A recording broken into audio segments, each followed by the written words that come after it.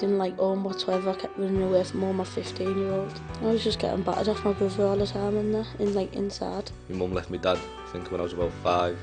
She met my stepdad with a really bad anger issue, me getting beat up by him, and that was consistently through me growing up until I got put into care. I was suffering from bad depression and that just that way I'd had my 4th child, and I just seemed to get in with the wrong crowd, if you know what I mean. Growing up on the Downport Clarence and stuff, it was like quite hard when you looked up to people who you wanted to be like. All the older generation stuff were into drugs and alcohol and... Me and my mum didn't get on, so got kicked out. I don't see much of my dad anymore, or my sisters. I ended up on the streets. I got shot out because of my mum's boyfriend. Done awful things and things like that to me. I got with a guy that was using drugs, so of course I ended up having a go, and it just spiralled out of control from there. I ended up getting involved into prostitution, drugs. Felt isolated from everyone. I didn't think anyone cared about me. I started drinking drugs from the age of 9 or 10. I've been in jail twice. I had a bit of an anger issue myself, still knowing that the fact that my mum was still getting hurt by my stepdad. Started working on the street and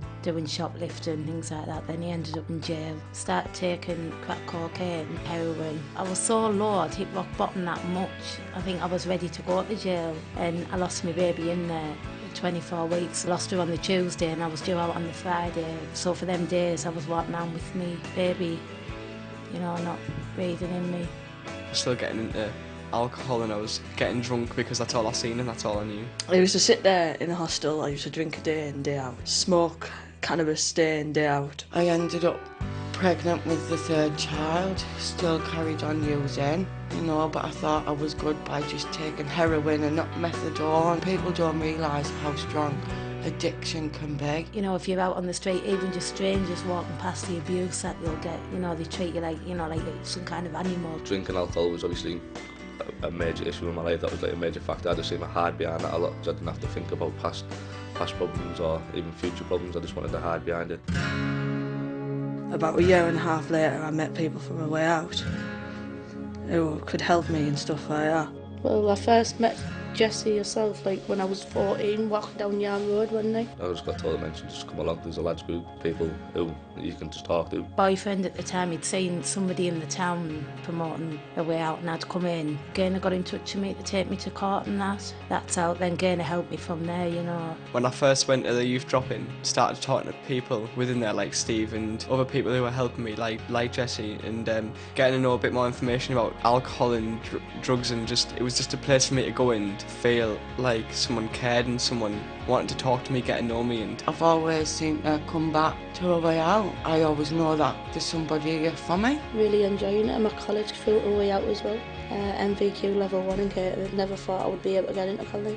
Pretty much been life-changing, to be fair, because if it weren't for a way out as well, I'd probably be in and out of jail. Gaynor got in touch with me to take me to court and that. But I was in a bad relationship at the time, so she helped me get out of that. Now I've got my own house and that, you know. Came off drugs, even methadone, I'm on that. Just come off everything, really. Looking at influences within a way out and a way out workers and getting alongside them, and then eventually being saved, you know, become a Christian. And Loads of friends that I have now, that good friends, like, have helped me out a lot, that I met here, so it's been great. Do meals and things like that here, and food parcels on a Monday. Having this here for just a chat and a cuppa, that helps massively. Now I'm, like I said, doing the sandwich round. I feel quite good in myself, a lot more than what I felt years ago. Way out's important so that I can get more funding to help people like me who's been on the streets and on the drugs and homeless. It's a place where people know they can come and it's safe. They don't have to be scared. I have that loving affection sort of thing. It's helped me with money, independent living, just church as well. Like, it got me involved with church and Christianity. If you want to sort yourself out and you want to,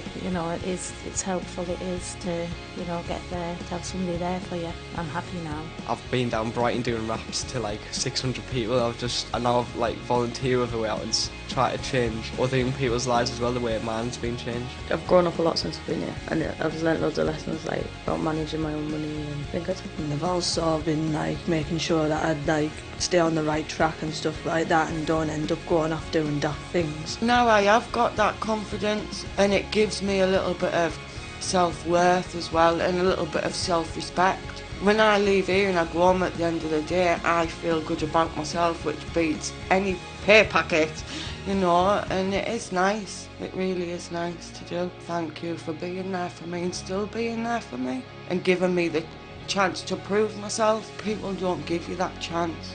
We're a way out and the staff do. So thank you, yeah.